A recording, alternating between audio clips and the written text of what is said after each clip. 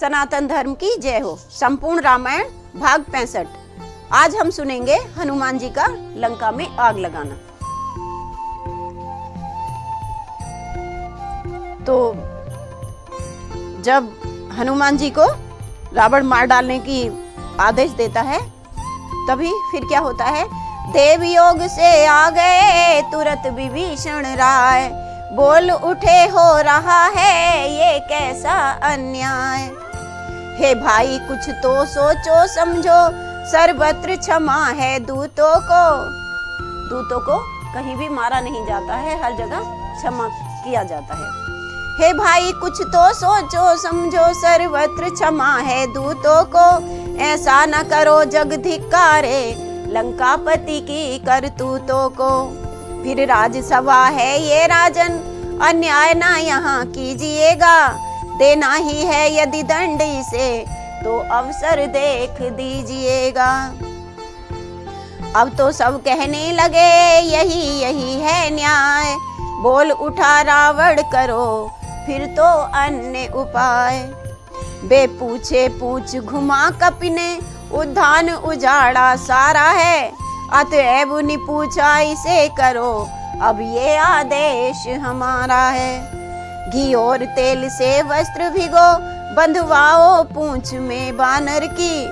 फिर कर प्रचंड प्रचलित अग्नि, लगवाओ पूंछ में बानर की। कहते हैं तेज अग्नि जलवा के इनकी पूंछ में लगवा दो। पहले इनकी पूंछ में तेल से भीगे हुए वस्त्र बंधवा दो और फिर आग लगवा दो। जब जली पूंछ से जाएगा तो स्वामी को भड़काएगा। लड़ने के लिए तपस्वियों को अति शीघ्र यहाँ ले आएगा। आज्ञा सुन लंकेश की हंसे बलि हनुमान, यही पूंछ तुझ दुष्ट का हर लेगी अभिमान। तो ये हुआ कैसे था? ये जो मारने का ख्याल छोड़ के रावण ने पूंछ में आग लगाने की बात कही थी, ये कैसे हुई थी? तो ये देवताओं ने शारदा माँ को कहा था और उन्होंने ये उपाय किया था। तो शारदा माँ तो कर चुकी काम, अब मैं कुछ कर दिखलाऊंगा। तिगनी का नाच नचा इसको, सब इसकी अकड़ भुलाऊंगा। राजा आज्ञा बस आज्ञाकारी, आज्ञा का पालन करते थे। घर घर से आ अनेक कपड़े उस एक पूंछ पर बंधते थे। लंका में अद्भुत कौतुक था, बूढ़े बच्चे सब हंसते थे। जब पवन कुमार अंजनी लाल अपनी ये लीला करते थे। वे वस्त्र लगाते जाते थे, ये पूंछ बढ़ाते जाते थे। पुर भर के कपड़े लगा दिए पर उसका छोर न पाते थे। घी तेल काम आया इतना, बाकी न बचा छोंकन तक को। सारा जितना भी घी तेल था लंका में वो सब उन्हीं कपड़ों में भिगो भिगो के लगा दिया। कपड़े का ऐसा काल हुआ, बच रहा जरा ना कफन तक को। कपड़े भी सारे बांध दिए। बच्चे बूढ़े तरुण सब बोल विविध विध बोल, खिलवाड़े करने लगे बजा बजा के ढोल। अंधों को सूझी नहीं सुख की दुख में लाग, नगर घुमा कपि पूंछ में तुरंत लगा दिया आग। बड़े बूढ़े जो कहते हैं आती वह बात यहाँ पर है। खांसी सब रोगों की जड़ है तो हंसी लड़ाई का घर है। श्री रामचंद्र की महिमा को लंका के पामर क्या जाने। बजरंग बली की लीला को मतवाले निश्चर क्या जाने। तो क्या हुआ, रजनी के जाते ही जैसे हो उदित अरुण मार्तंड उठे। त्यों आग पूंछ में लगते ही हनुमत हो परम प्रचंड उठे। अट्टहास कर दुर्ग पर पहुँचे पवन कुमार, पृथ्वी से आकाश तक व्यापा शब्द अपार। तो क्या हुआ, लंका में बिजली सी चमकी, घन सा शोर घन घोर हुआ। लंका में बिजली सी चमकी, घन सा शोर घन घोर हुआ। आकार बढ़ा जब आंधी सा, तो हाहा चारों ओर हुआ। कांपे कच्छप दहले पनंग, खिसके दिग्पति के क्रांति हुई।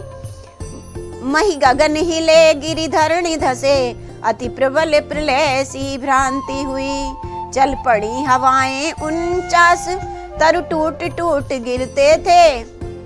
चल पड़ी हवाएं 49, तरु टूट टूट कर गिरते थे। आकाश धरातल एक हुआ, अंजनी लालियों बढ़ते थे। बढ़े हुए आकार में रहे कुछ समय वीर, दीर्घ किया फिर पूंछ को लघु कर लिया शरीर।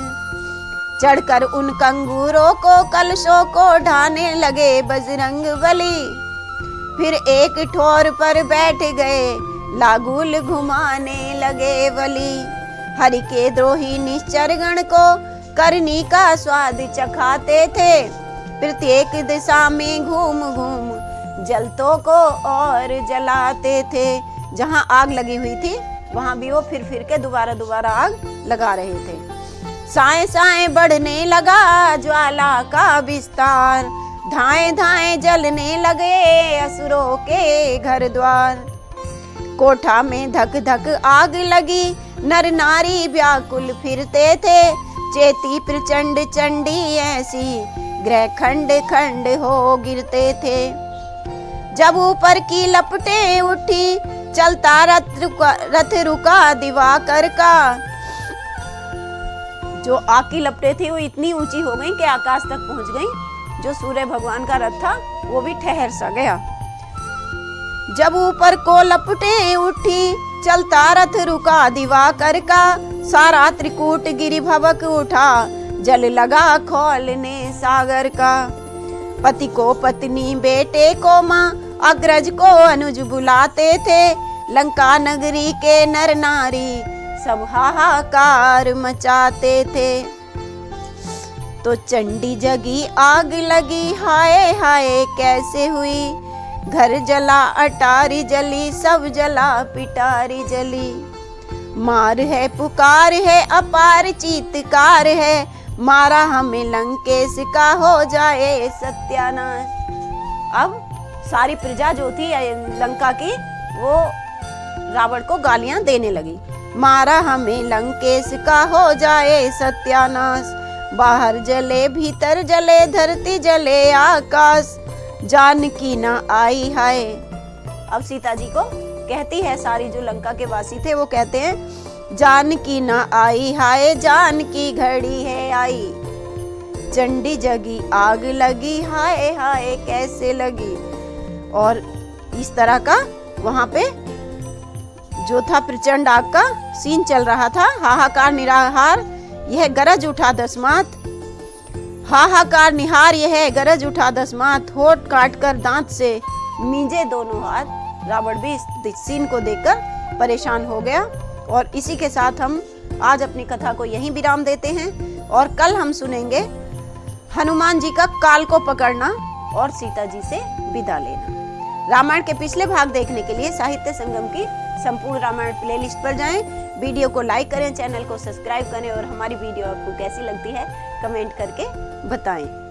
बोलिए बजरंग बली की जय हो। जय सीताराम।